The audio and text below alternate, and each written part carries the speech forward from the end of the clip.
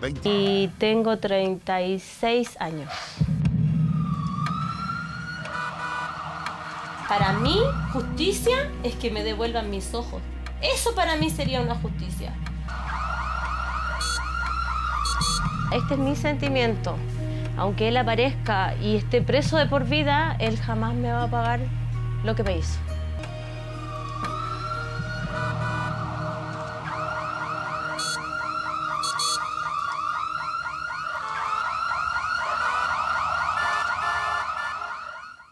¿Qué tal? ¿Cómo están? Buenas noches. Dentro de unos minutos ya vamos a estar con el testimonio de Fabiola Campillay. Usted ya veía ahí un adelanto. Esta mujer que perdió la visión luego de recibir el impacto de una bomba lacrimógena y que conversó de manera exclusiva con 24 horas. Ella pide justicia y relata lo que han sido estos meses luego del episodio que cambió drásticamente su vida y para siempre. Tuvimos acceso exclusivo a la carpeta investigativa de este caso. Bueno, pero ya vamos a estar con eso más adelante, porque ahora vamos a comenzar con la confirmación del tercer caso de coronavirus detectado, en esta ocasión, en la clínica alemana aquí en Santiago. Y junto al matrimonio de Talca son los primeros positivos del COVID-19. Todos están en su domicilio, mientras el gobierno se coordina con los demás países de la región para enfrentar la llegada del virus. La ambulancia se limpia de manera prolija por todos los rincones. Después se desechan guantes, mascarillas y protecciones. Está lista para trasladar a su casa al llamado caso cero, el primer positivo de coronavirus en Chile. El médico de 33 años de Talca ya está en su domicilio y en buen estado. A la misma hora su esposa, con quien estuvo de luna de miel por un mes en el sudeste asiático y Europa, se convierte, como era de suponer, en el segundo caso confirmado de coronavirus del país. Se confirma el segundo caso, que era la esposa del paciente. Bueno, ella realizó el mismo viaje, estuvo un mes viajando por los mismos países que él y es un contacto demasiado directo de la esposa, muy estrecho. De a poco, vecinos y transeúntes se enteraban del positivo dado por el joven matrimonio. Pero somos respetuosos y también queremos cuidar que ellos estén tranquilos, no queremos hostigarlos ni acosarlos. Yo sé que los médicos tienen sus protocolos y han cuidado la situación. Estarán en cuarentena junto con la familia con quienes han tenido contacto, pero ambos están casi sin síntomas. Ellos están en muy buenas condiciones de salud y están en condiciones de mantenerse aislados en su casa.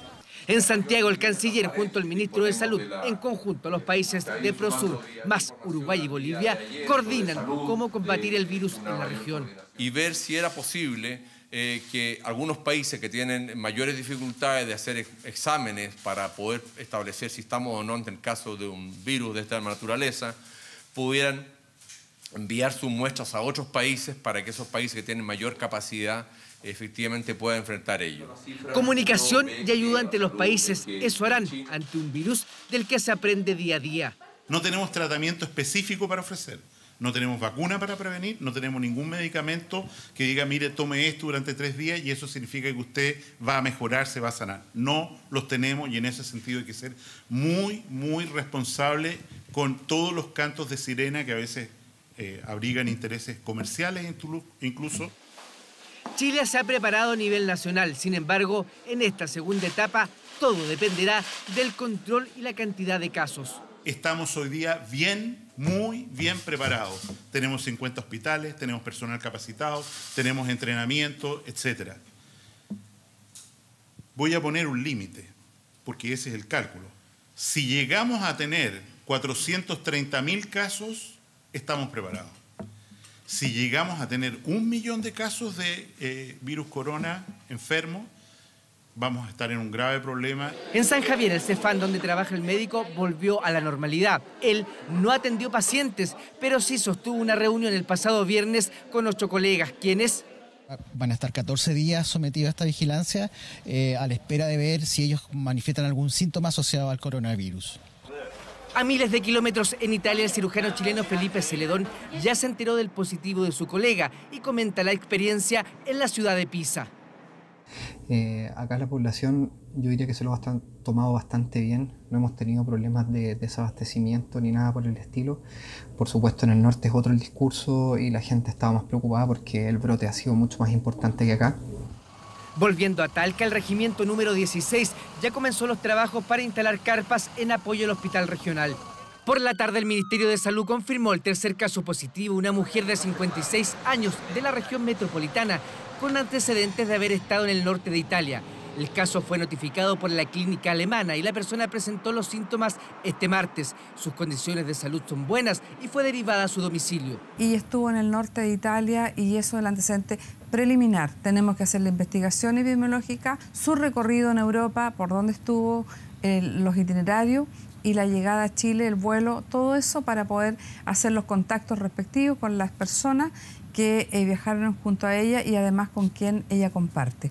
Todos son los contactos que hay que investigar. Un pediatra de 33 años y su esposa de Talca y una mujer de 56 de Santiago son, hasta el cierre de esta nota, los 3 casos confirmados de coronavirus en Chile. Todos están aislados en sus domicilios a la espera de que evolucionen favorablemente.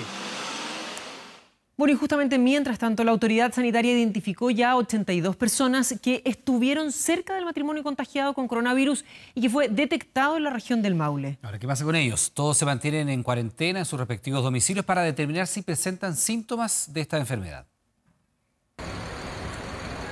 La tarde del pasado martes 25 de febrero, el bus de la empresa Altas Cumbres, procedente de Santiago y con destino final Constitución, hizo escala en la ciudad de Talca.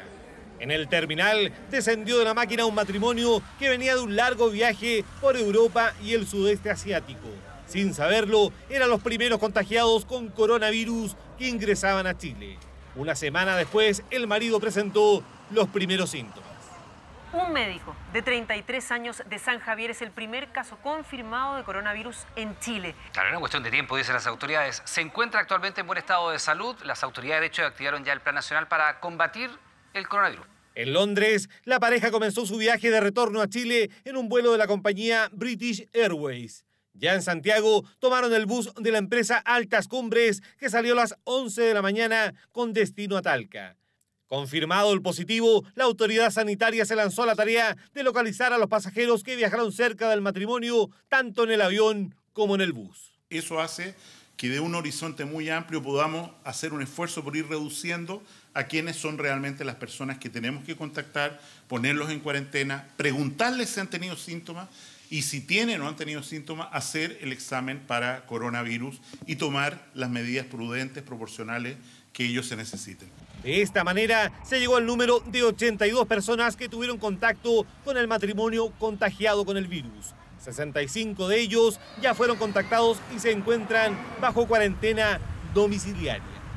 El examen diagnóstico para coronavirus hoy día tiene sentido de hacerse solo cuando la persona tiene síntomas. Hacer exámenes de screening en personas que no tienen síntomas es absolutamente inoficioso y es contraproducente, porque esa persona, voy a tomar el ejemplo, tomamos estas 80 personas que no tienen hoy día, invento, ningún síntoma, les hacemos el examen, salen todos negativos y les decimos, mire, no se preocupe, usted no tiene nada. Y en 5 días más están con una bronconeumonía por coronavirus. El foco del Ministerio de Salud apunta a los casos sospechosos de coronavirus.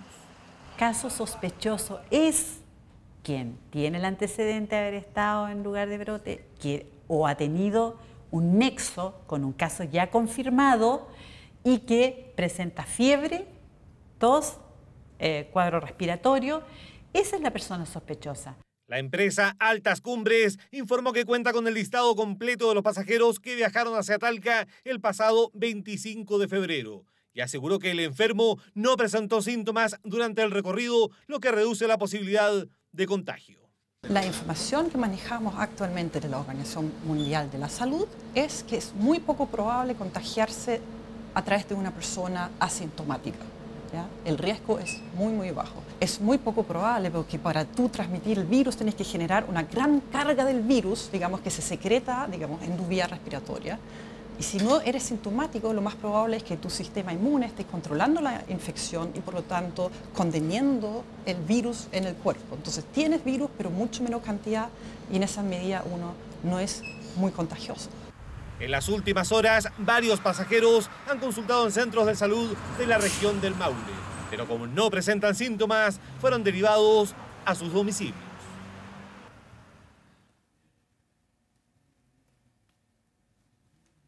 Bueno, ya se encuentra instalado en el Hospital de Talca el módulo de aislamiento ante el eventual crecimiento de consultas por sospechas de coronavirus. Vamos de inmediato con Fidel Soto, que nos tiene todos los últimos antecedentes. Fidel, buenas noches.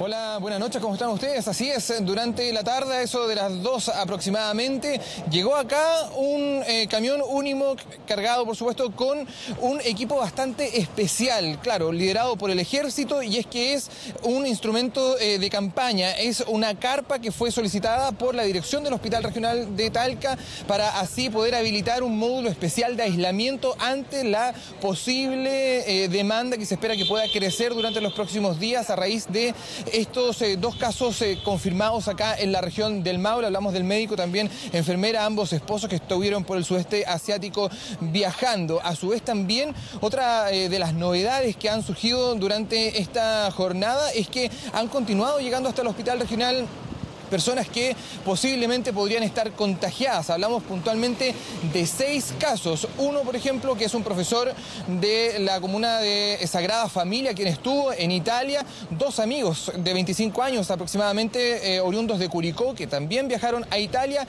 Y otras 3 mujeres que estuvieron en el norte de Europa, según la información que manejamos. Y entre ellas, una se trataría de un paciente pediátrico, paciente que evidentemente es parte del grupo de mayor riesgo en torno a la infección del coronavirus. Las autoridades hasta aquí no han echado a andar este plan que ya al menos está montado desde el punto de vista técnico, que hablo precisamente de la carpa instalada en el módulo de aislamiento. Esto les decía, aún no está la luz verde, no se está utilizando, falta aún la autorización sanitaria, pero en concreto el objetivo que tiene es poder descomprimir de alguna manera las consultas por coronavirus al interior del hospital regional, porque claramente es un centro de alta resolutividad que diariamente recibe mucha demanda, y es así como para poder evitar, por ejemplo, algún tipo de riesgo de contagio de pacientes que transiten al interior del hospital, es que una vez que probablemente dentro de los próximos días llegue una ambulancia con un paciente con sospecha de coronavirus,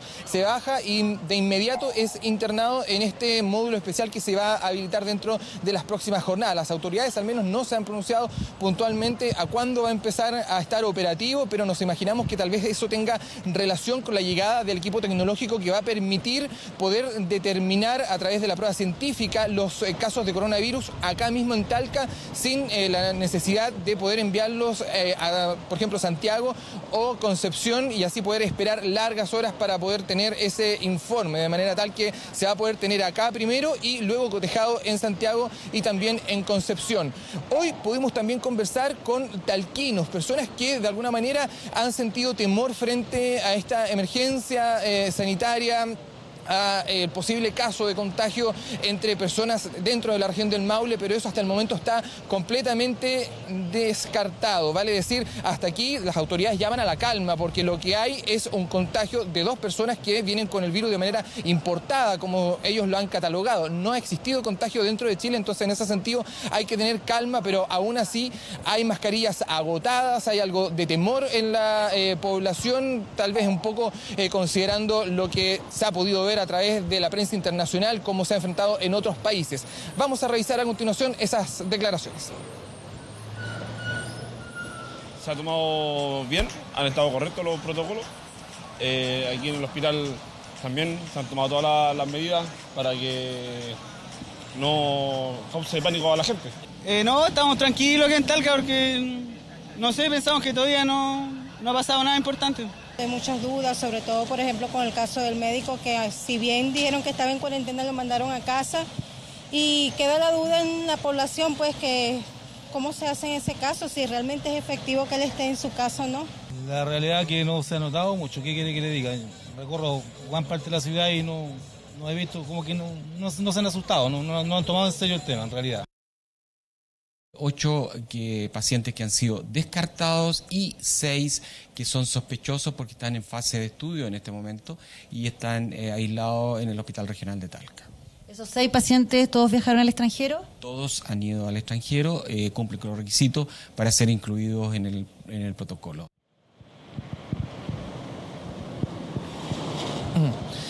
El resultado de esos exámenes se podrá conocer mañana a eso de las 12 del día. Justamente allí vamos a poder saber, por ejemplo, el caso tal vez más preocupante que involucra a un paciente pediátrico por ser evidentemente estar en el grupo de más riesgo, ¿no? De alto riesgo de esta enfermedad del COVID-19. Esos detalles, por supuesto, nosotros los vamos a seguir durante la jornada de mañana, mientras seguimos atentos a la llegada posible de ambulancias u otros casos que evidentemente podrían ser sospechosos y que podrían arribar dentro de las próximas horas hasta acá, hasta el hospital regional, mientras la carpa que se habilitó, este módulo de aislamiento, aún no comienza a funcionar.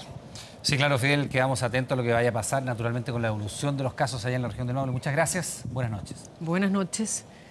Bueno, y queremos seguir entendiendo las características de este coronavirus. Estamos junto a Janet Devanch, directora del programa de infectología de la Escuela de Medicina de la Universidad de Valparaíso y expresidenta de la Sociedad Chilena de Infectología. Bueno, doctora, primero que nada, buenas noches. Buenas noches, muchas gracias. Tenemos algunos gráficos para ir viendo la evolución, naturalmente, de este virus y, por ejemplo, compararlo con la influenza H1N1 y el SARS, que son probablemente las dos comparaciones que más podríamos hacer.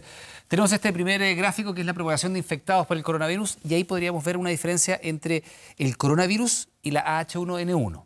Bueno, lo que ustedes están viendo en el gráfico es fundamentalmente lo que se llama número de reproducción de la enfermedad. Eso significa, en palabras más sencillas, cuántos casos produce o es capaz de contagiar una persona infectada. Para efectivamente la influenza, estamos comparando influenza pandémica, la del año 2009, que es la influenza H1N1, con nuestro nuevo agente.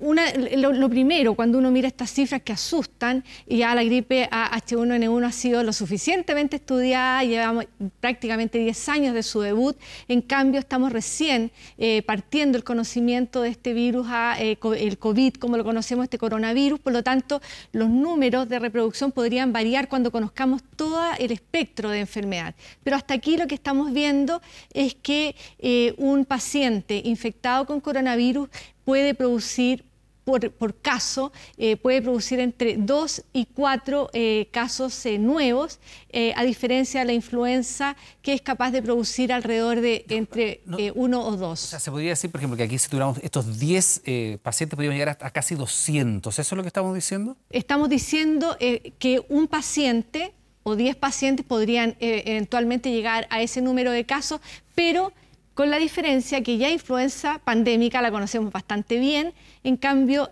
sabemos que la influenza pandémica, por ejemplo, o la influenza, que es la que nos afecta todos los años, prácticamente no tiene pacientes que no tengan síntomas. Doctora. Pero solo para aclararlo, cuando la influenza nos enferma, realmente tenemos síntomas, no hay asintomáticos. En el caso del coronavirus, lo que estamos aprendiendo es que hay un porcentaje no menor de personas que tienen síntomas menores, que no están consultando, y por lo tanto este número de reproducción podría variar en el tiempo. Doctora, a ver, cuando estamos viendo estas cifras, dos preguntas que surgen. Una, ¿tenemos conocimiento cabal de la cantidad de personas que puedan estar infectadas? Por lo tanto, esta cifra podría bajar. Doctora, vamos a estar de inmediato con esa respuesta, pero antes de eso vamos a dirigirnos de inmediato hasta la clínica alemana. Están dando mayores antecedentes sobre este tercer caso. Escuchamos. Presentaba síntomas respiratorios y tenía antecedentes de haber estado en Italia. De manera inmediata se activaron los protocolos habituales que tenemos instaurados aquí en Clínica Alemana en concordancia con los manejos sugeridos por el Ministerio y por la Organización Mundial de la Salud. Se realizaron los exámenes correspondientes que fueron enviados al Instituto de Salud Pública. Las muestras analizadas fueron confirmadas por la autoridad sanitaria como positivas para el nuevo coronavirus y en cuanto se informó, se dio esta información, se activó el protocolo de manejo, de control, estudio epidemiológico y la paciente en este momento se encuentra estable, está en su domicilio, en buenas condiciones, siguiendo las indicaciones que corresponden para contener la enfermedad como se está realizando en este momento. Doctor, ¿es funcionaria de la clínica alemana? La paciente es médico de clínica alemana. ¿Tuvo contacto con algunas personas acá?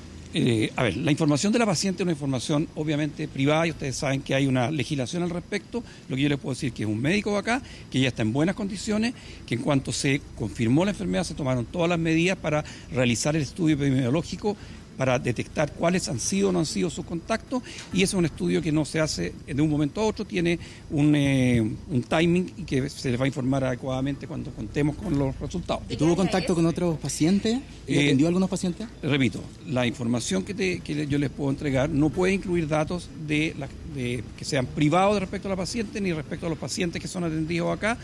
Está todo el protocolo en marcha, se están estudiando qué contactos puede haber tenido o no haber tenido, y cuando esa información esté, se va a poder entregar. ¿Hay más casos, doctor? ¿De qué área es esta? Repito, esa es una información que no corresponde que se la tramite. No hay más casos identificados, pero obviamente están en estudio en este momento los posibles contactos y van a ser estudiados según corresponde. ¿Le van a preguntar del estudio? ¿Cuándo regresó ella de viaje? Regresó ayer en la mañana. ¿Sí? ¿Llegó con síntomas ya ella? ¿Perdón? ¿Llegó con síntomas? No, ella llegó sin síntomas. Los síntomas aparecieron ayer en la noche. Desde el estudio le van a preguntar, doctor. Sí. Connie. Tenemos ya más información consolidada sobre este tercer caso. Nuevamente es un profesional de la salud. No se ha entregado información exacta si estuvo o no en contacto con pacientes. Es información privada, pero están ya en marcha los protocolos correspondientes para coronavirus. Doctora, justamente dejábamos la pregunta planteada, porque en definitiva acá es que conocemos un caso. Lo primero que se pregunta es con cuánta gente tuvo contacto, cuántos potenciales contagiados podría haber. Siguiendo estos números uno diría, sí, tiene una tasa de contagio mucho mayor que lo que podría haber tenido la H1N1. Pero cuando vemos que todavía puede faltar casos reportados, ¿esta cifra podría bajar? Y por otro lado, Eduardo Bellotto nos pregunta a través de las redes y nos dice, a ver, ¿qué pasa con registros civiles, con colegios, con hospitales, con consultorios en los cuales hay mucha gente y lo que se dice es evite la aglomeración? Lo primero es que no es primera vez que emerge un virus que nos afecta y no es tampoco la última vez que esto nos va a pasar, es parte de nuestra historia.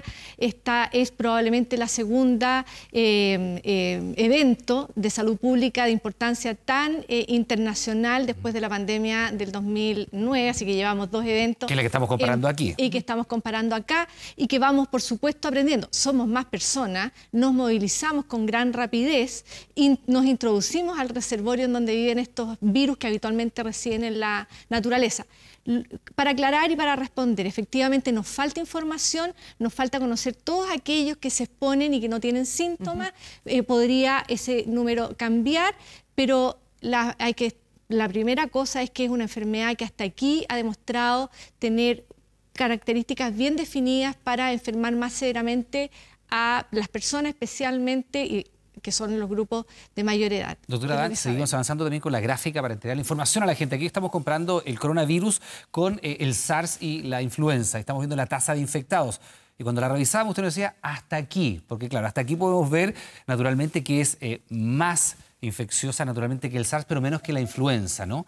¿Por qué hasta aquí? ¿Cuánto podría evolucionar este virus? Porque hasta aquí es lo que nos ha mostrado y hasta acá es lo que ustedes han visto que ha producido desde su origen en la ciudad de Wuhan, en la provincia de Hubei, en China, con la exportación de casos y lo que está sucediendo en otras regiones. Hay que recordar que el comportamiento de las enfermedades también tiene que ver con la demografía, las características de la población, claramente también el clima, el periodo del año en que está circulando. Por lo tanto, todavía necesitamos más datos. En la gráfica lo que estamos viendo es el riesgo de enfermar. Obviamente que para esta nueva enfermedad el número es bastante mayor. Hay que recordar que lo que estamos viendo acá es ya no influenza pandémica, sino que la influenza estacional, una enfermedad que además cuenta con vacuna y con otras medidas, con otras medidas que pudimos intervenir en pandemia, que es antivirales. Vamos a estar conociendo en un ratito más, de hecho, el caso de una vacuna que se está desarrollando en nuestro país. Pero usted bien decía, ¿qué pasa con aquellas personas que no tienen síntomas, asintomáticas? ¿Ellas contagian? Las personas asintomáticas pensábamos que no contagiaban porque este virus, este nuevo coronavirus, es pariente muy cercano de una misma familia de 2 que hemos estado comentando en los últimos días. Uno es el SARS y el otro es el MERS. Ambos empezaban a ser transmisibles, eran contagiosas a las personas cuando presentaban fiebre. en el caso del COVID en las últimas semanas se ha evidenciado que puede transmitirse antes de presentar síntomas. Ahora, una de las preocupaciones naturalmente más importantes tiene que ver con la tasa de mortalidad. Y acá las cifras son bastante impactantes. Si uno la compara con la influenza, ¿no? Es casi 7 veces más mortal este virus naturalmente que la influenza, mucho menos, eso sí, que el SARS. ¿Cuán fiables son las cifras hasta el momento? Porque sobre todo en los primeros días de esta emergencia hubo muchas dudas sobre la información que se estaba entregando desde China, sobre todo. Bueno, nuevamente volvemos a conocer que SARS fue una epidemia del 2002-2003, que ya conocemos muy bien el denominador. Quiere decir que conocemos cuántos se enfermaron y de esos que enfermaron, cuántos lamentablemente tuvieron un deceso finalmente que fue la muerte. Por lo tanto, el dato es claro, no hay dudas de que es una enfermedad coronavirus. SARS del 2002-2003 fue una enfermedad severa con mortalidad y que incluso amplificó mucho dentro de los hospitales en China inicialmente. Para influenza estamos viendo los datos de influenza anual y de hecho es muy parecido a lo que sucedió en Chile en influenza pandémica. Durante la pandemia nosotros tuvimos una tasa de letalidad, que es decir, de los enfermos, cuántos finalmente tuvieron un deceso, que fue alrededor de 0.79, así que fue relativamente bajita, pero conocimos todo el espectro de la enfermedad. Para este estamos conociendo los graves. Entonces nuevamente nos falta conocer el denominador de la totalidad de enfermos para finalmente ver si ese número efectivamente es ese o va modificando. Y por otro lado, hay un número importante aún de pacientes que no han terminado su evolución. Así que es un dato que hay que mirar con tranquilidad más adelante. Doctora, hay medidas que se están tomando a nivel internacional que llaman la atención. Por un lado, Israel va a poner en cuarentena a todas aquellas personas que vengan de España. Medidas que pueden ser cuestionables, a decir qué tan efectivas pueden llegar a ser. En Nueva York, por ejemplo, se está tratando de tomar el test a 1000 personas que tuvieron relación con un abogado que resultó positivo en este test. ¿Son alternativas que se deberían tomar en nuestro país también? Bueno, son medidas que el objetivo que tienen es la mitigación. ¿Qué significa mitigación? Que permita una entrada más lenta del número de casos a un país o un área determinada. Ambos áreas geográficas que ustedes acaban de mencionar tienen un número significativo de casos, por lo tanto ellos lo que están tratando de hacer es demorar la introducción de casos al país, que tiene un costo alto, porque hay personas que finalmente tienen que quedarse en sus casas y no movilizarse a sus lugares de trabajo. Hay que organizar cómo se les lleva la comida, por ejemplo, o verificar que efectivamente se mantengan en sus casas, pero claramente lo que sabemos hasta aquí de enfermedades infecciosas, especialmente las infecciones respiratorias transmitidas entre las personas, es que finalmente esas medidas logran mitigar, que significa enlentecer la entrada del virus. A propósito de lo que tú dices en Israel, hubo proceso de elecciones y se tuvo que habilitar urnas especiales porque las personas, pese a estar contagiadas, naturalmente tienen el derecho de ejercer su sufragio. En nuestro país hay una serie de eventos eleccionarios a partir del 26 de abril, también hay una serie de conciertos masivos ahora en marzo. ¿Qué pasa con ese tipo de aglomeraciones de personas? ¿Qué medidas especiales deberían implementarse? Bueno, las medidas tienen que tomarse de acuerdo a lo que vaya sucediendo. Estos son fenómenos extraordinariamente dinámicos. Quizás la dinámica de la transmisión es diferente, estamos nosotros empezando el otoño, por lo tanto tenemos que ver cómo se comporta este virus en nuestro país. Hasta aquí lo que tenemos, y hay que ser bien racionales, tenemos casos importados, son 3 casos importados, y la tarea, tal cual ustedes han visto en otros países, es mitigar, es decir, tratar de reducir la entrada. No sé si ustedes recuerdan, nuestros primeros casos en pandemia fueron niños de colegios del área oriente de Santiago, y se cerraron esos colegios, se suspendieron las clases en esos colegios y luego se suspendieron en 2 colegios más, de tal forma de preparar a los sistemas sanitarios y de reducir la transmisibilidad. Sin embargo, estábamos muy abocados a la ciudad de Santiago. En cambio, había partido pandemia en Puerto Montt con casos más severos. Así que las situaciones son dinámicas y hay que estar muy atentos a cómo se van dando. Doctora, justamente usted hablaba del medio ambiente también como otro factor. La temperatura, dicen que mientras más alta,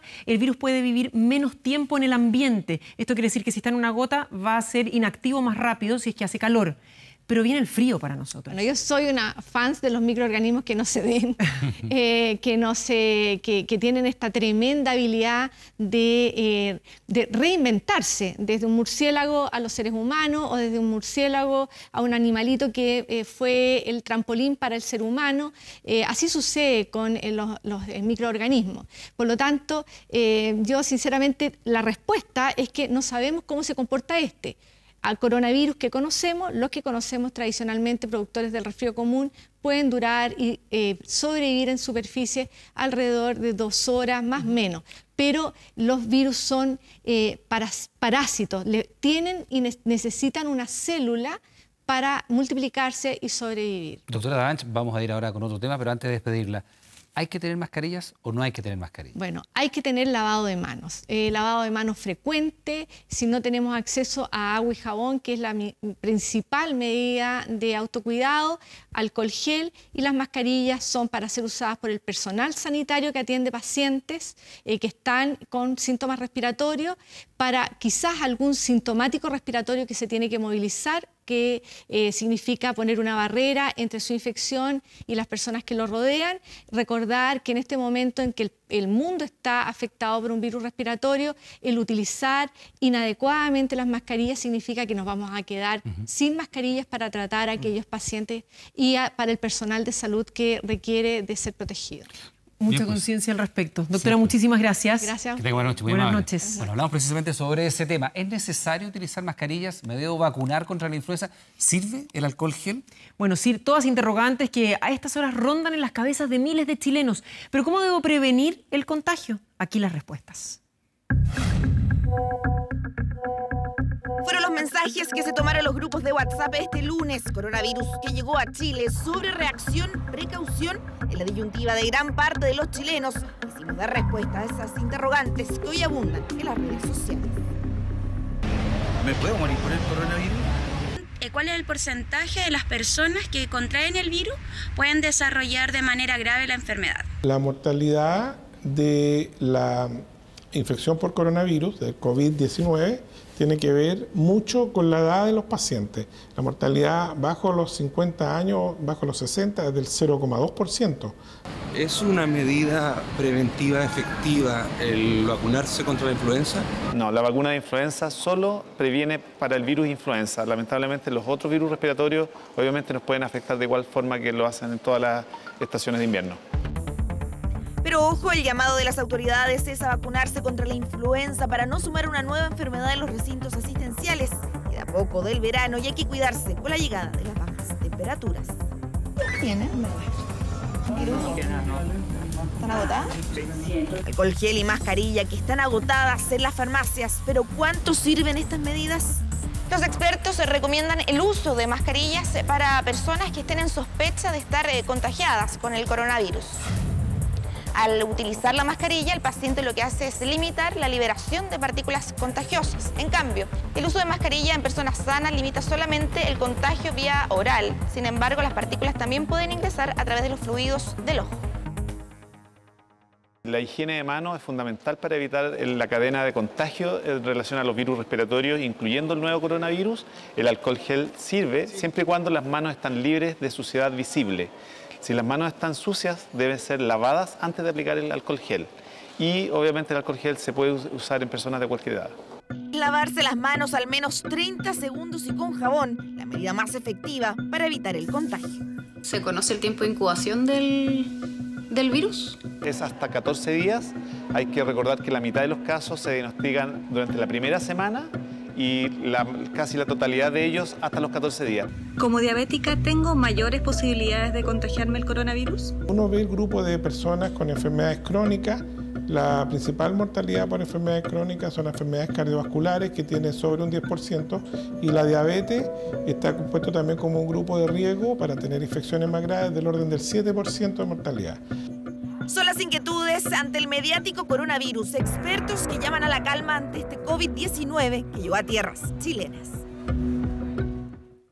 Bueno, y otra de las grandes interrogantes es qué ocurre en los colegios. Justamente el Ministerio de Educación entregó a colegios y liceos un protocolo para enfrentar eventuales casos de coronavirus y llamó a asistir a clases con normalidad. ¿Y qué pasa con el trabajo? Bueno, con el trabajo, la cartera naturalmente descartó que los ingresos de los trabajadores se vean afectados si es que se encuentran con licencia médica. Esto ante algún indicio de contagio.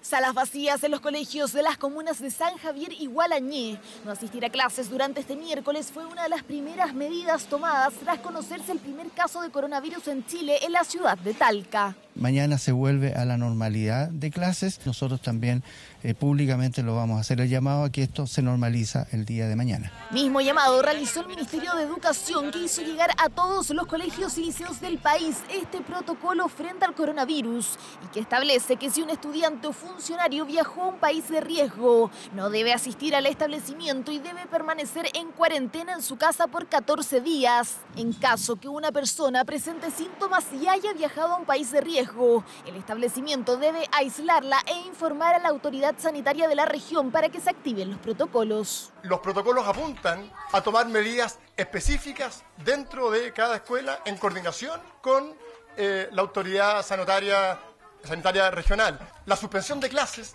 no es una medida que deba tomarse frente a eventuales casos. Protocolos que según las autoridades no solo deben tener los colegios, sino también los distintos lugares de trabajo para proteger la salud de sus empleados. Guardar la calma, saber que los trabajadores están cubiertos. Aún así existen muchas dudas. Si un trabajador tiene sospechas de estar contagiado de coronavirus, se puede solicitar una licencia médica, se puede ausentar a una persona de su trabajo para realizarse exámenes. Yo me podría ausentar de mi fuente laboral para ir a realizarme un examen, pero el empleador debe autorizar la salida y la realización de estos exámenes. Y las licencias médicas, si son por más de 7 días, las tiene que pagar o FONASA o la ISAPRE respectiva conforme a la ley. Según las autoridades, otra opción es llegar a un acuerdo entre el empleador y el empleado en un eventual caso de sospecha de contagio. Por ejemplo, el trabajo a distancia, lo que no requeriría licencia médica. Desde el Ministerio del Trabajo descartaron que los ingresos de la fuerza laboral se vean afectados por licencias ante un eventual caso de coronavirus. Si el trabajador tiene que guardar reposo, va a existir el tema del subsidio por incapacidad laboral. La cuarentena, ¿no es cierto?, es de 14 días y las licencias médicas que tienen una duración que es superior a 10 días se pagan completamente. Por lo tanto, aquí no debería haber problema. La Dirección del Trabajo elaborará un pronunciamiento jurídico que resuelva las dudas de los trabajadores en relación al coronavirus. Eso mientras las autoridades de educación llamaron a asistir a clases con normalidad y seguir el protocolo preventivo. Bueno, en nuestro sitio 24horas.cl usted puede revisar todas las dudas, también los mitos más comunes que existen respecto al coronavirus. Para despejar interrogantes y descartar información falsa, lo invitamos a visitar nuestro sitio 24horas.cl. Hay muchísima información. Y bueno, seguimos revisando, por supuesto, ahora lo que pasa en plano internacional. Justamente, el coronavirus sigue manteniendo en alerta a más de 60 países, entre ellos Argentina, que tras confirmar su primer caso, inició la búsqueda de los pasajeros que compartieron el avión con esta persona contagiada. Claro, el brote, que tiene a millones de personas movilizadas, también ha logrado sacar lo mejor del ingenio del ser humano. Mire.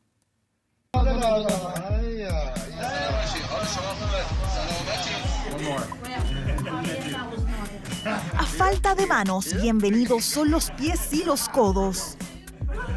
Un nuevo movimiento conocido como el Saludo de Wuhan se está tomando las calles de todo el mundo, siguiendo las recomendaciones de la Organización Mundial de la Salud por el COVID-19. Miles de personas dejaron de usar el típico saludo de manos y decidieron innovar. En redes sociales ya son varios los videos con estos nuevos saludos que empezaron en China, pero ya llegaron hasta Estados Unidos, África y Latinoamérica. Sí, claro, el sacerdote fue muy insistente en no saludarnos de mano, ni de abrazo, ni de beso, para evitar pues la epidemia. Pese al ingenio y creatividad de las personas, el coronavirus sigue manteniendo en alerta a cerca de 67 países. En América, Argentina fue la 7ª nación en presentar un caso. Rápidamente se activó el protocolo de salud, aislando al paciente y buscando contactar a todos los pasajeros que compartieron vuelo con él. Desde el gobierno de Alberto Fernández pidieron no entrar en pánico y seguir las recomendaciones del Ministerio de Salud.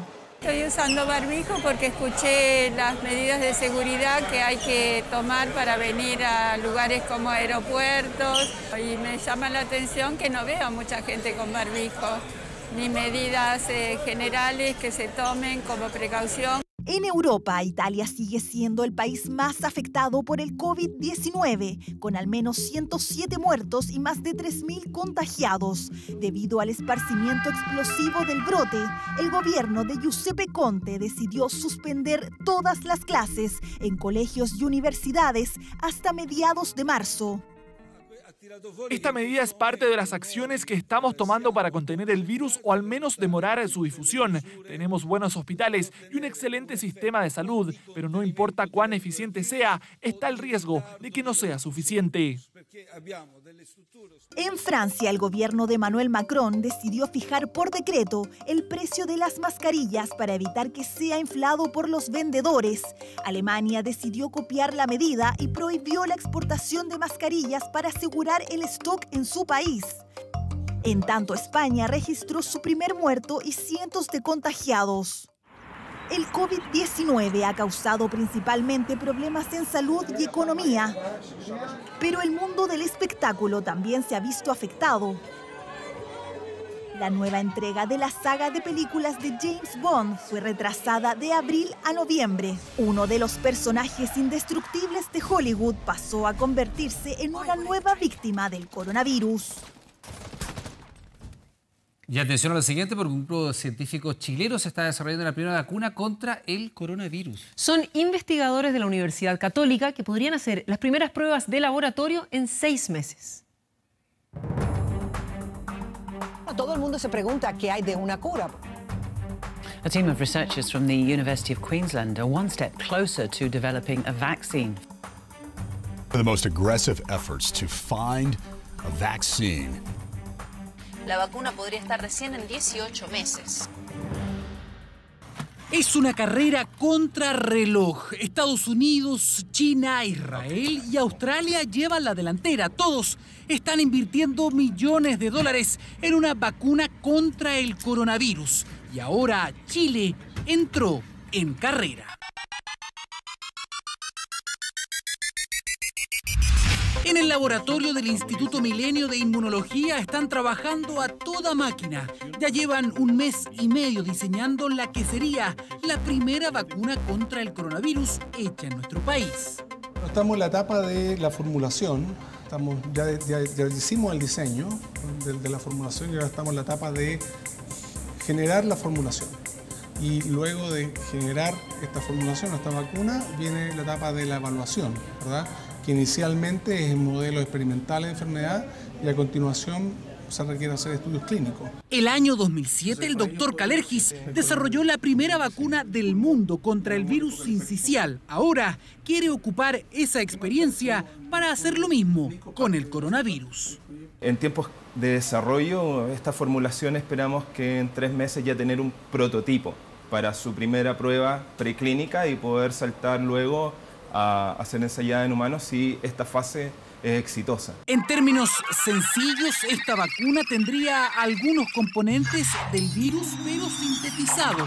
Una vez al interior del paciente, su sistema inmune será entrenado y sabrá reconocer y eliminar el verdadero coronavirus. Tenemos la capacidad, gracias a las experiencias previas con el virus respiratorio sincicial, de poder abordar este virus de una forma mucho más simple y poder de alguna forma generar una vacuna, un diseño, un prototipo de vacuna que nos permita avanzar mucho más rápido quizás que otros países que también están tratando de desarrollar tecnologías para poder controlar este virus. Claro, porque otros laboratorios en Estados Unidos y en Israel ya han probado sus formulaciones con animales y ahora se preparan para hacerlo en humanos. En total, hoy día hay 80 ensayos clínicos para testear fármacos. En el caso de Chile, lo que estamos pensando efectivamente es hacerlo en el extranjero, es decir, desarrollar nuestra vacuna. Y ya estamos en contacto con algunos laboratorios en otros lugares del mundo donde tienen la posibilidad de evaluar directamente y podemos, con el apoyo de ellos, evaluar nuestra vacuna. Pero para eso falta al menos 1 año. Chile dice presente y se une a los esfuerzos mundiales para combatir un virus que pronto podría convertirse en una pandemia. Por supuesto que vamos a seguir muy atentos a la evolución de esa investigación. Y la llegada del coronavirus a nuestro país generó incertidumbre en muchos ámbitos. Uno de ellos es cuánto afectará a nuestra economía. Mientras en el mundo los mercados financieros cayeron, en Chile el efecto, dicen, aún no se nota.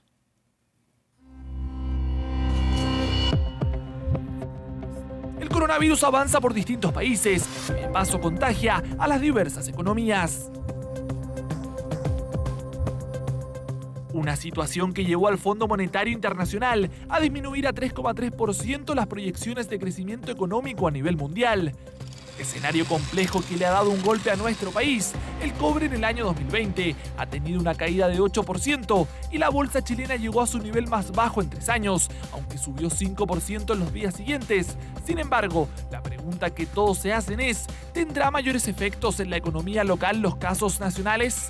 No debería o no está teniendo impacto ni en el dólar ni tampoco en la bolsa, porque siempre nuestra economía y nuestros mercados dependen mucho más de lo que pasa a nivel global que lo que pasa en nuestra economía interna, a no ser de que este brote comience a aumentar de manera significativa. Y justamente, los principales indicadores económicos de nuestro país no tuvieron grandes variaciones. Si bien el dólar cerró rozando los 820 pesos, la bolsa chilena y el cobre vivieron una mejor jornada. Los valores financieros en general tienen una sobrereacción muchas veces. Y lo hemos visto con las bolsas y lo hemos visto con el dólar. Antes de ver qué hacemos en Chile con las tasas es que esto se estabilice antes de tomar decisiones apresuradas.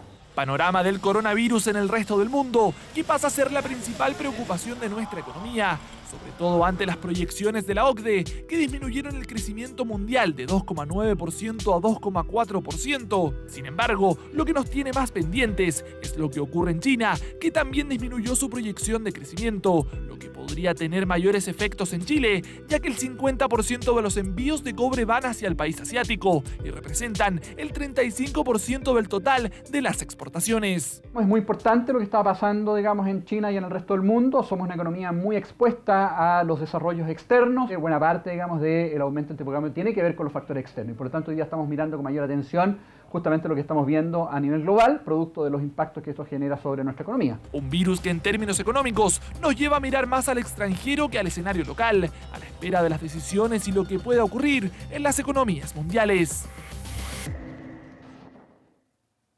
Justicia sería que me devuelvan mis ojos.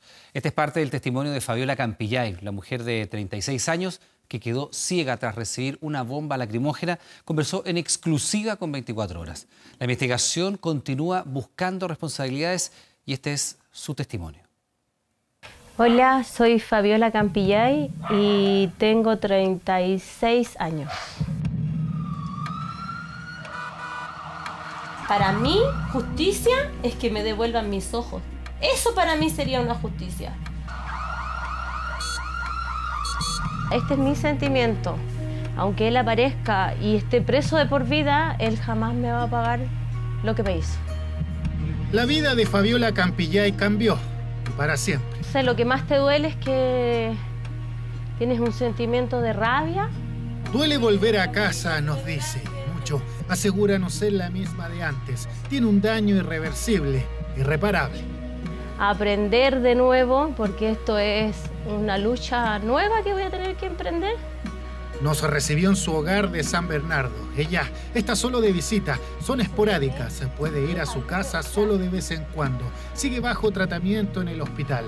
Por petición de ella y de su familia, difuminamos su rostro. Se ha recuperado bastante, aunque aún queda un camino largo por recorrer. Una dura batalla para salir adelante después de haber perdido la vista de un minuto para otro. Actualización muy lamentable sobre esta noticia. Hace pocos minutos nada más se informó que Fabiola Campillay, esta mujer herida por un proyectil en su rostro, quedó ciega de ambos ojos. Esto pese a los esfuerzos del equipo médico. Esta es la reconstrucción de la escena de acuerdo a la versión de su familia y de la carpeta investigativa, a la que 24 horas tuvo acceso en exclusiva. 26 de noviembre de 2019, población Los Pinos, pasaje Ángel Guido, esquina Fermín Vivaceta. Fabiola salía a tomar micro para ir a su trabajo. La acompañaba su hermana Ana Campillay. Eran cerca de las 9 de la noche. En las cercanías habían manifestaciones. Era en una época de un punto álgido del estallido social. Ustedes llegaron acá. Aquí. Así. Así íbamos las dos. Perfecto. Dimos vuelta y nos dispararon. ¿Desde dónde? Donde está el póster un poquito más acá. ¿Qué pasó ahí? Ahí yo sentí el pac. ¿Ya? Y ahí no la sentía ella. Y había harto humo, mucho humo. Y después empezó a pasar y la veo que ella está botada aquí, en el suelo. Habría sido una bomba lacrimógena disparada por un piquete de fuerzas especiales. Eso al menos es lo que se investiga. Según testigos, el elemento disuasivo habría llegado directo a su rostro. Y ahí yo empecé a gritar, ayúdenme, ayúdenme. Y salió un vecino y él me ayudó y se quedó con ella aquí 5 minutos. Y yo fui para allá a encarar a Carabineros. Y le digo, oiga, Carabinero, disculpen la palabra que voy a decir, ya te mandaste el cagazo, por favor, ayúdame a llevarme a mi hermana que se está muriendo unos metros más allá. ¿Qué respuesta le dio? Me tiró una bomba, otra bomba de mano. Con ayuda de los vecinos fue llevada hasta el hospital parroquial. Está a unos 10 minutos de distancia de donde ocurrió todo. Marco es el esposo de Fabiola. En su polera pide justicia. Recuerda cuando la trasladaron esa misma noche al hospital Barros Luco, días después, pero cuando ya permanecía bajo tratamientos en el IST de San Miguel, le dieron esa noticia que no quería escuchar. Iba pasando los días, el doctor dijo que no tenía nada que hacer. Nada que hacer porque estaban comprometidos los dos. Y a nosotros ya se los vino al mundo encima. Un duro golpe. Pese a los máximos esfuerzos médicos, Fabiola había quedado ciega. Sin motivo nada. Por tan solo ir a trabajar, a mi mujer le pasa esto. ¿Qué piden en la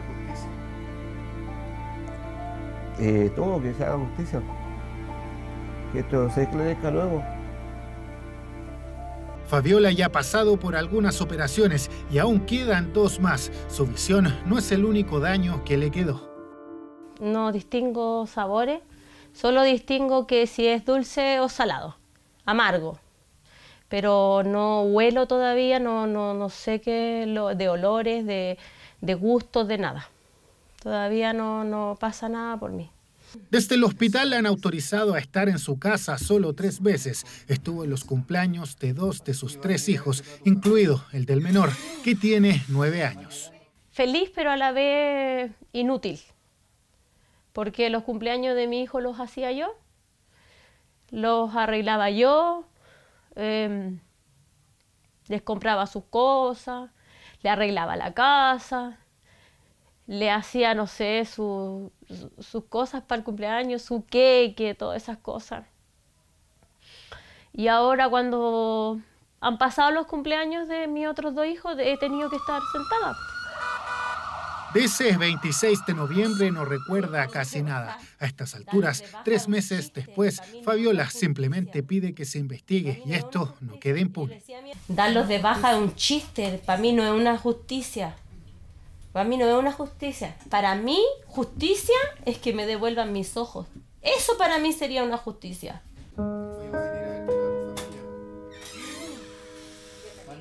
Siente rabia e impotencia. A los 36 años era una mujer feliz y llena de proyectos, trabajadora, madre y esposa. No logra entender cómo, de un momento a otro, la vida le cambió drásticamente. Por lo que dice el médico, el disparo fue a menos de 3 metros. Para que hiciera el daño que hizo, fue a menos de 3 metros más o menos. El parte médico demuestra el nivel de las lesiones. Se terminó con múltiples fracturas expuestas de huesos de tercio medio y superior de la cara, con minutas con compromiso de ambos globos oculares. Este documento de la Fiscalía de Alta Complejidad muestra que con fecha 11 de febrero de 2020, 9 funcionarios de Carabineros fueron citados a prestar declaración en calidad de testigos. Junto con la denuncia del hecho a la justicia, también se ha ordenado la instrucción de un sumario administrativo en cada uno de los casos. Y este es uno de estos casos también, donde hay un sumario administrativo que se está tramitando actualmente, que busca definir básicamente dos aspectos. Uno, la efectividad del hecho y la circunstancia de existir o no personal de Carabineros involucrado en los mismos. Está siendo investigada y la investigación está siendo llevada por la Brigada de Derechos Humanos de la PDI, quienes han hecho un trabajo sumamente diligente con los pocos recursos y el poco personal que tienen. Existen primero testimonios de testigos, personas presenciales que estuvieron ahí, existen también registros de video, existen planimetrías que determinan que efectivamente Carabineros se encontraba en el sector y que Carabineros realizó los disparos.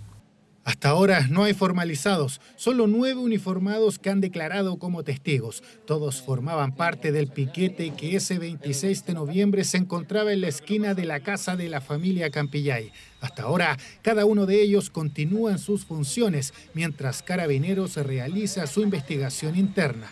Ahora, la decisión puede ser en definitiva, según la vinculación que hayan tenido con el hecho en sí, desde una aplicación de días de arresto hasta llegar a en definitiva, una medida expulsiva.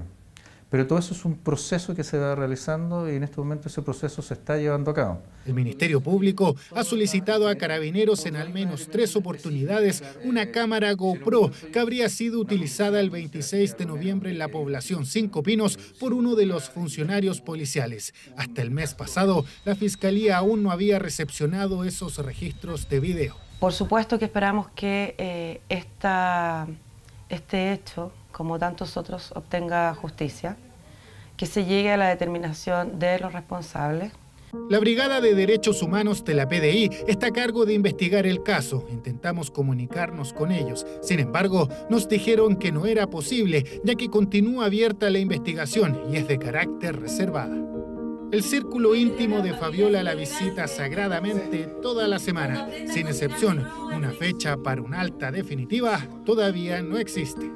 Aprender de nuevo, porque esto es una lucha nueva que voy a tener que emprender, porque tengo que aprender a hacer todo nuevo, o sea, como que si volviera a nacer, porque tengo que aprender a todo, a cocinar sola, a hacer aseo en mi casa, a todo. O sea, son un montón de cosas que tienes que aprender y allá vamos, con todas las fuerzas del mundo. Aprender otra vez, dice Fabiola Campillay. Sus hijos son la fuerza para seguir, el impulso para levantarse, mientras su caso sigue siendo investigado para definir responsabilidades.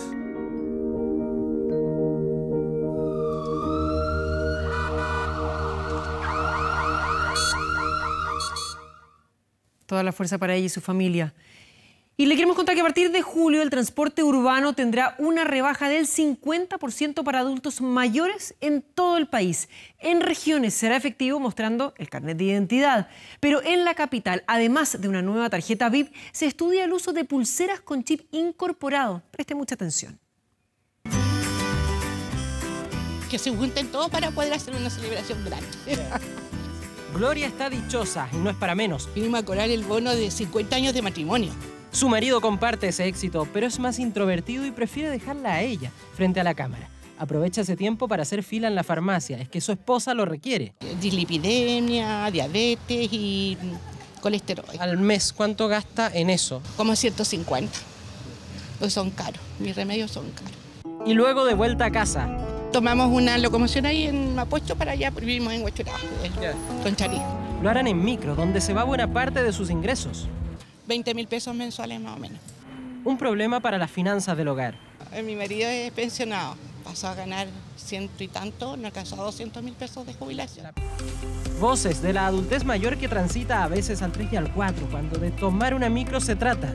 Al día tengo que gastar menos de 4.000 pesos, mínimo, porque el pan, algo más para el pan. A veces le toca tomar las micros y ahí se me quebró el gasto del día. Voces finalmente de un clamor que tras el estallido social dio como resultado la rebaja de un 50% en el costo de los pasajes del transporte público, así de concreto. para todas y todos los mayores de 65 años en Chile, de cualquier condición social y sean estos pensionados o no. Potencialmente tiene la posibilidad de beneficiar a más de 2 millones de chilenos y chilenas a lo largo de todo Chile. El beneficio comenzará a regir el día 1 de julio en todo el país y será efectivo en regiones mostrando el carnet de identidad. Mientras en Santiago, por medio de una nueva tarjeta VIP con un chip especial para el descuento en adultos mayores. Confiamos en que las personas lo van a cuidar y van a hacer buen uso. Sería un daño muy grande para el propio beneficio que empezara a hacerse mal uso. Aunque podrían existir otros métodos, como el pago a través de unas pulseras de silicona que el proyecto Red Activa ya utiliza con adultos mayores de Puente Alto, donde ahora les sirven para aumentar el tiempo de la luz verde en algunos semáforos, por ejemplo. Los costos de esto pueden ser muy similares al de adquirir una tarjeta VIP hoy día, cosa que la gran mayoría de los usuarios puede hacer. También hay muchos municipios que están interesados en facilitar el acceso a los adultos mayores a este tipo de tecnología. Todo dependerá de los costos, materia que se definirán los próximos meses y que además debe tomar en cuenta los subsidios que el gobierno deberá entregar a lo largo de todo Chile a los operadores de locomoción colectiva. Pues ellos tendrán que aplicar el beneficio y por consiguiente recaudarán menos dinero.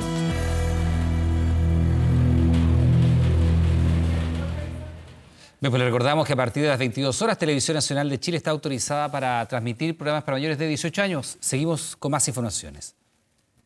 Según Carabineros, es una nueva estrategia policial, una emboscada de la primera línea que dejó 62 detenidos en la zona más crítica de los incidentes en Santiago.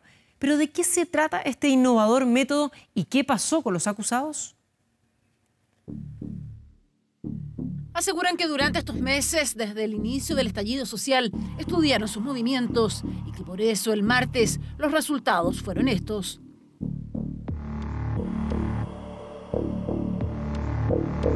Los encerraron en la zona cero, donde se concentran los destrozos, entre las calles Ramón Corbalán, Carabineros de Chile, Reñaca y La Alameda.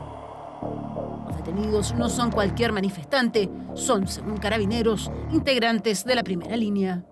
No son manifestantes, son delincuentes, son personas que estaban lanzando piedras, lanzando objetos contundentes a Carabineros con la intención de dañarlo, estaban dañando el entorno y quitándoles el derecho a vivir en paz y en tranquilidad a nuestros vecinos. Perfecto. Un día hemos tenido resultados positivos con lo que pasó ayer. Sí, para mí estuvo muy bien. No, este país libre y no corresponde. El contingente policial era muy superior a otros días. Con cámaras grabaron sus movimientos, cómo destruían la acera para obtener pruebas.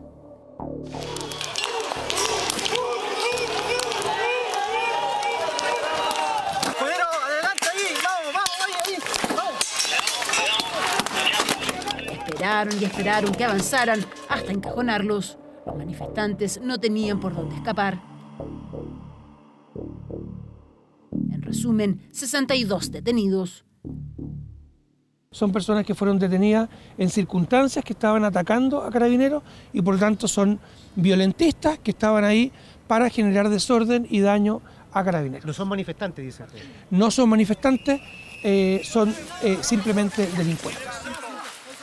Solo 44 pasaron a formalización de cargos, 16 son adolescentes. Todos informaron en el Centro de Justicia que son estudiantes. Llama la atención que jóvenes, niños, participen en estos actos de violencia, pero además el que se están exponiendo en estos actos de violencia y pueden resultar lesionados, que es algo tremendamente grave. Hay 5 extranjeros, 3 colombianos, un ecuatoriano y un peruano. El resto, todos adultos, entre ellos un kinesiólogo, 2 ayudantes de cocina, de construcción, peonetas, entre otros. En el caso de los adolescentes, que en todo momento estuvieron acompañados por sus padres, quedaron en libertad sin medidas cautelares. En el caso de los adultos, y de acuerdo efectivamente a los antecedentes penales que tenía cada uno, en el 99% quedaron con la medida cautelar de firma cada 2 meses en dependencia de la primera comisaría de Santiago. Respecto a uno de los adultos que mantenía antecedentes penales previos y específicamente una condena que se encuentra en cumplimiento, él quedó con la medida cautelar de prisión preventiva bajo caución. Eso significa que se fijó un monto de dinero, el cual si el imputado paga puede salir en libertad. La duda que surge ahora es si el epicentro de los enfrentamientos entre carabineros y manifestantes dejará de ser un punto de choque o si los vecinos podrán volver a vivir y caminar tranquilos por estas calles. Bien, pues el Congreso Nacional despachó la normativa que establece la paridad para el proceso constituyente y facilita de esta manera la participación además de independientes. Ya estamos con Kevin Felgueras con todos los detalles. Kevin, ¿cómo te va? Buenas noches. ¿Cómo estás, Iván? Muy buenas noches. Una extensa jornada también, igual que la que vivimos ayer acá en el Congreso Nacional. Sin embargo, la jornada de hoy se ha catalogado como histórica por parte de las distintas parlamentarias y parlamentarios que han sido parte de este debate, la paridad de género en el proceso constituyente, en esta eventual convención constitucional o la convención constitucional mixta. Una jornada que partió bien temprano en la Cámara de Diputados, donde se votó y se aprobó con votos de Renovación Nacional y también de un diputado de Evópolis, Sebastián Keitel, este informe de la comisión mixta que establecía una fórmula para la paridad. Por la tarde ya el Senado refrendó lo que había obrado la Cámara de Diputados con 28 votos a favor, 2 más de los que se requería constitucionalmente para aprobar esta normativa que ya es despachada del Congreso Nacional y se puede decir habrá paridad de género en esta eventual convención constitucional o la convención constitucional mixta, depende de lo que diga la ciudadanía el próximo 26 de abril. Pasemos de inmediato a revisar parte de las declaraciones de las parlamentarias que fueron parte de este debate. Votamos a favor un mecanismo que le entrega la posibilidad a las mujeres de Chile de disminuir las brechas de desigualdad. Las mujeres somos la mitad de la humanidad, somos más de la mitad del electorado y hasta ahora no hemos tenido la representación que nos merecemos. Se optó por lo que nosotros consideramos es la fórmula más mala, porque le sigue metiendo las manos a la urna. Y nosotros creemos que habían fórmulas distintas para poder lograr la paridad de resultados sin necesidad de alterar los resultados de una democracia representativa. Hubo muchas fórmulas, pero fue solo una la que salió con esta iniciativa. Pongamos un ejemplo. En el caso del Distrito 16, que actualmente elige a 4 diputados, elegirá, por cierto, a 4 convencionales constituyentes. En el caso que en la elección que se va a realizar en octubre resulten electos 3 hombres y una mujer, se va a tener que corregir ese resultado. ¿Cómo se va a hacer esa fórmula? Se van a tomar la cantidad de votos de los hombres, finalmente en este caso o en este ejemplo, y se va a sacar al que tenga menos votos y va a ser reemplazado por la mujer, en este caso el género subrepresentado, con la mayor cantidad de votos que no había sido electa, quedando de esa manera 2 hombres y 2 mujeres y con absoluta paridad de género en esta eventual convención constituyente. Sobre esto, recordemos que esto también puede afectar a las mujeres. Si es que hubiesen sido 3 mujeres electas, hubiese salido una de ellas y ha ingresado, por cierto, un hombre a esta convención constitucional. Y recordemos que esta paridad de género obviamente va a afectar directamente a lo que suceda en las votaciones, pero siempre va a tener un orden de prelación. Los partidos políticos, las listas y los pactos, es decir, los reemplazos siempre se van a realizar con una misma ideología, al menos es lo que sale hoy del Congreso Nacional, la paridad de género en esta convención constitucional que podría decretarse el próximo 26 de abril. Bien, Kevin, muchas gracias. Entonces seguiremos atentos a cómo va a implementarse precisamente este mecanismo. Ya tenemos paridad para un eventual constituyente. Muchas gracias, buenas noches. Chao, buenas noches. Deportes. ¿Qué tal? ¿Cómo están? Buenas noches. No fue bueno el estreno de Colo-Colo en esta edición de la Copa Libertadores de América porque perdió por 2-0 frente a Jorge Wilstermann en Cochabamba, Bolivia. El cuadro de Gualberto Jara, que sigue como director técnico interino, sigue la directiva de blanco y negro buscando entrenador oficial. Hasta el momento el plan A sigue siendo Luis Felipe Scolari, pero no se quieren apresurar, dicen. El tema es la preocupación, porque Colo-Colo sigue con un mal rendimiento. Esta derrota se suma a la pobre campaña que tiene el torneo nacional, donde está en el puesto 13. Y sigue con preocupaciones, porque por ejemplo no pudo sumarse al plantel allá en Cochabamba Matías Fernández, el volante, que está lesionado y que no ha sumado titularidad en estas 6 primeras fechas del torneo chileno. Bueno, Mati, yo me enteré hoy de su lesión. Tal y como lo señaló el almirante Barroso, Matías Fernández sufrió una lesión justo en la previa del viaje hasta Cochabamba para el debut en Libertadores. Porque bueno, nosotros entrenamos y Mati estuvo un poco parado. Colo-Colo confirmó la noticia mediante un comunicado donde señalan que el 14 de los blancos tiene una sobrecarga en su rodilla derecha. Es el músculo que mueve la rodilla, que extiende con el músculo que tú le das el golpe a la pelota, y este tendón, que es la terminación del músculo, está inflamado. Los problemas físicos de quien fuera el mejor jugador de América en 2006 no son nuevos. Fernández no está en condiciones de jugar, no está habilitado para jugar. Entonces queda siempre la sensación de que Comesaña no pone a Fernández. Fernández no puede jugar. Esto señalaba su técnico en el Junior colombiano, donde estuvo en 2019. Para el estratega cafetalero, el tema de Matigol terminó acabando con su paciencia. Pregúntele al jugador. ¿El jugador qué dice? No habla con la prensa. Ah, no habla con la prensa. Qué fácil que es, ¿eh? Tengo la ilusión de disfrutar. Vengo a disfrutar cada partido, cada entrenamiento. La dolencia que dejó a Mati fuera de Libertadores tiene su precio. Esto porque el 14 casi no jugó en febrero, pero su sueldo cercano a los 10 millones no mermó. Entonces Blanco y Negro pagó cerca de 159.000 pesos por cada minuto que Fernández disputó en cancha.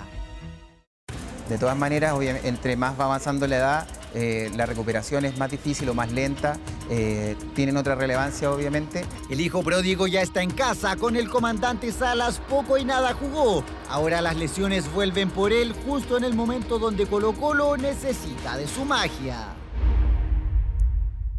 Futbolista que ha tenido muy poca regularidad, tiene 33 años de edad, regularidad digo escasa en el último tiempo. 33 años de edad y en Colo-Colo, reitero, no ha jugado como titular, solamente 3 partidos que ha ingresado desde la banca. Vamos ahora al ámbito internacional con chilenos, por supuesto. ¿Te imaginas a Alexis Sánchez y Arturo Vidal en el mismo equipo? Esto, según la prensa europea, podría pasar en la siguiente temporada, ahí en el Inter de Milán, porque dicen que el cuadro lombardo quiere retener a Alexis Sánchez, está dispuesto a pagar por su pase, a pagarle, ¿sí?, al Manchester United, siempre y cuando el tocopillano pueda bajarse su sueldo. Insisten que Vidal se va al Barcelona y a mitad de año llega al cuadro italiano. Este periodista se prepara para un despacho. Jornada noticiosa en Italia. El coronavirus ataca sin contemplación a ese país y la Federación Italiana de Fútbol decidió que los partidos se jugarán sin público hasta el 3 de abril. Por el momento, derechamente se han suspendido duelos. Uno de los últimos, el del Napoli frente a Inter, el equipo de Alexis Sánchez.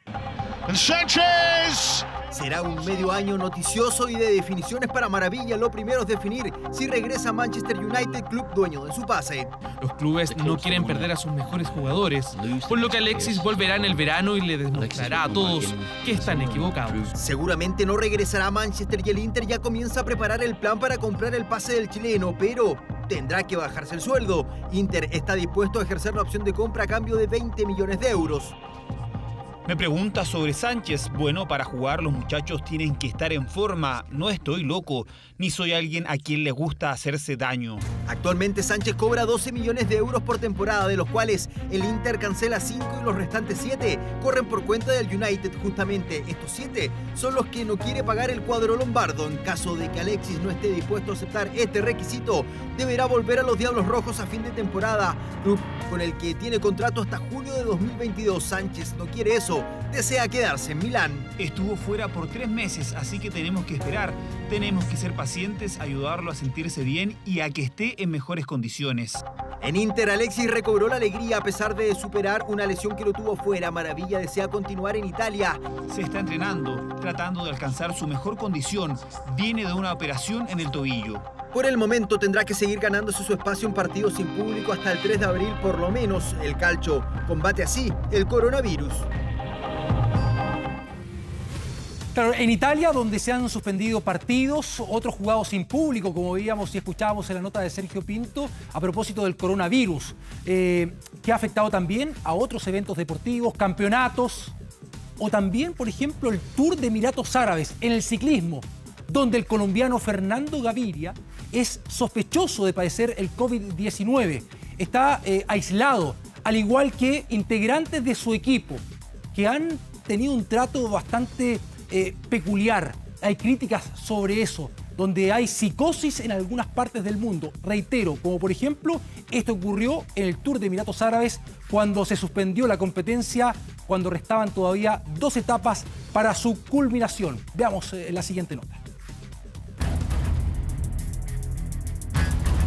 Un paraje de ensueño que encierra una pesadilla. Está convirtiendo más en un secuestro que en una cuarentena. Piden socorro, llevan 5 días aislados. Abu Dhabi vive días complejos. El Tour de Emiratos Árabes fue cancelado tras el brote de coronavirus que contagió a 2 masajistas del circuito. Luego se detectaron 6 personas más con la epidemia, entre ellos ¡Gaviria lo hizo otra vez! Sería Fernando Gaviria. Que el ciclista colombiano Fernando Gaviria. El antioqueño estrella del Team Emirates sería uno de los infectados junto a 2 rusos, 2 italianos y un alemán. Por eso se activó la cuarentena. Decenas de personas, entre ellos la estrella Chris Froome, llevan varios días encerrados en hoteles de la ciudad. Más de 400 huéspedes estamos aquí, un poco inmovilizados. Para ellos, un suplicio que ha sido registrado por periodistas y también deportistas. Estamos en nuestro segundo día encerrados en el hotel en Abu Dhabi. Sigue el nerviosismo en el hotel. Algunos han podido salir, otros, como el equipo Cofidis, han denunciado no solo el aislamiento, también el rechazo. No sé. Sí, me acaban de traer la comida. Por lo visto no está permitido bajar al restaurante, solo los que estamos implicados en el UAE Tour. Situación que ha llevado al límite al director del equipo, quien amenazó con una huelga de hambre por el trato. La basura se acumula en los pasillos y pese a eso algunos se han tomado el panorama con algo de humor. Es el caso de los ciclistas de MAC y Sinkeldam de Grupama, que confinados en un hotel han mostrado cómo entrenan y viven el día a día de esta experiencia extrema.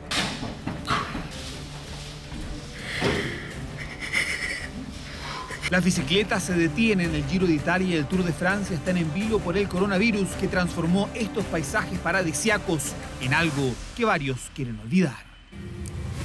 A propósito del tema, ayer hubo reunión del Comité Olímpico Internacional. La decisión hasta el momento es que los Juegos Olímpicos de Tokio, sí, de este año 2020, se realicen. Esto entre el 24 de junio y el 9 de agosto. Eso sí, se espera para mayo, ¿sí?, ese mes, para determinar ya oficialmente si se van a poder realizar estos Juegos Olímpicos. Vamos a la pausa, ya continúa Iván Núñez y Carolina Escobar con la información acá en 24 Horas Central. Buenas noches.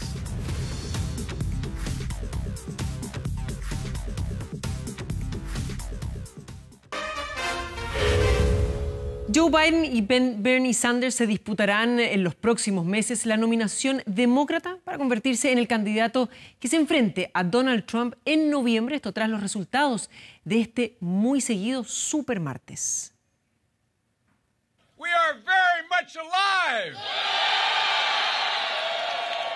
Estamos muy vivos, fue la frase que resumió el resurgimiento de Joe Biden luego de su desastroso debut en la carrera presidencial de Estados Unidos.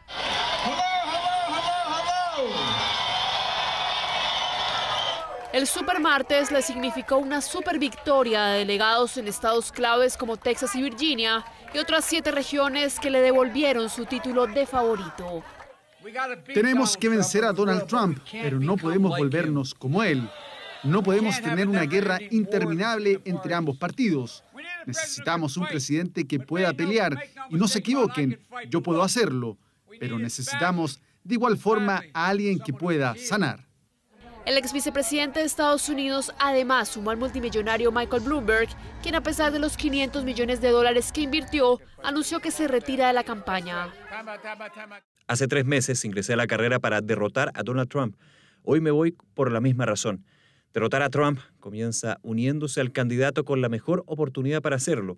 Está claro que ese es mi amigo y un gran estadounidense, Joe Biden. Sin embargo, el socialista Bernie Sanders se llevó la joya de la corona, el estado de California, que es el más poblado de Estados Unidos, en donde los jóvenes y los latinos le dieron la victoria. Les digo con absoluta confianza que vamos a ganar la nominación demócrata.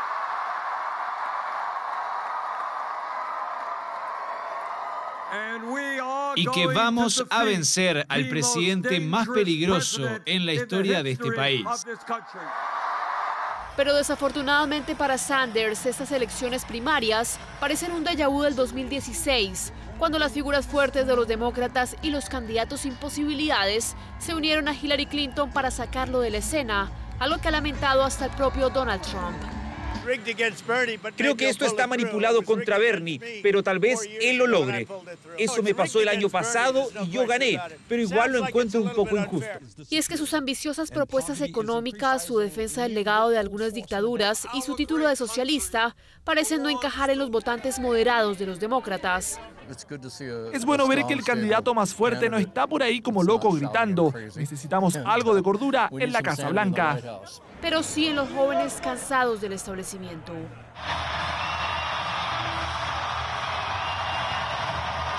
Izquierda versus centro, Sanders versus Biden.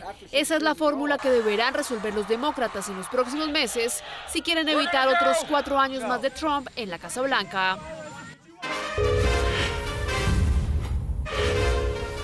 De regreso ya con las noticias, revisamos estas imágenes que muestran los efectos del devastador paso de una serie de tornados en el estado norteamericano de Tennessee.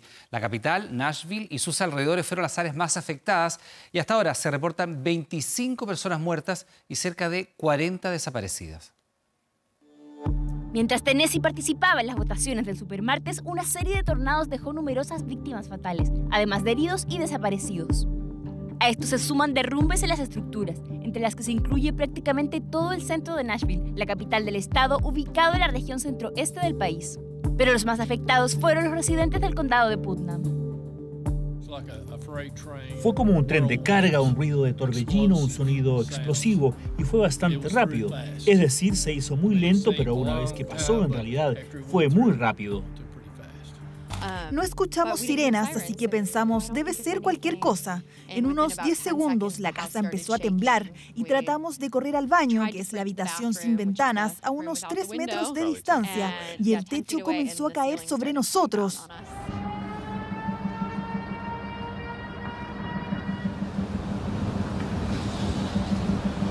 Los fuertes vientos incluso arrojaron y destrozaron avionetas de uno de los aeropuertos de Nashville, que debió paralizar sus operaciones hasta nuevo aviso. El número de tornados que azotaron la región aún no está claro, ya que el mismo pudo haber golpeado distintas áreas, pero se estima que se trata de los más mortales en al menos 7 años. La catástrofe se produce a justo un año de la ocurrida en Alabama, que terminó con un saldo de 23 personas muertas, también por tornados en serie. El presidente Donald Trump aseguró que visitará prontamente el estado para conocer de primera mano la gravedad de los daños. Enviamos el cariño y las oraciones de la nación a todas las familias que fueron afectadas.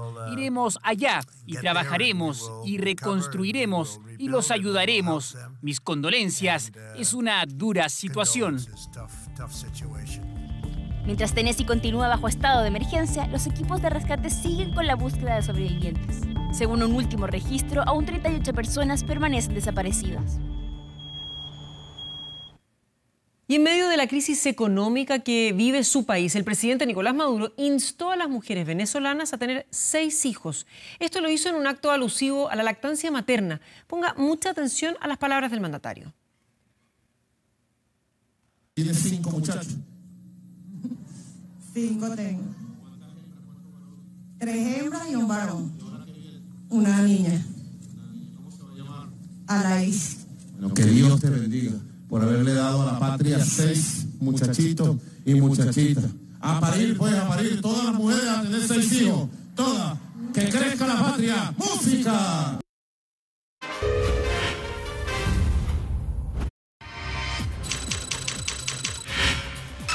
...24horas.cl.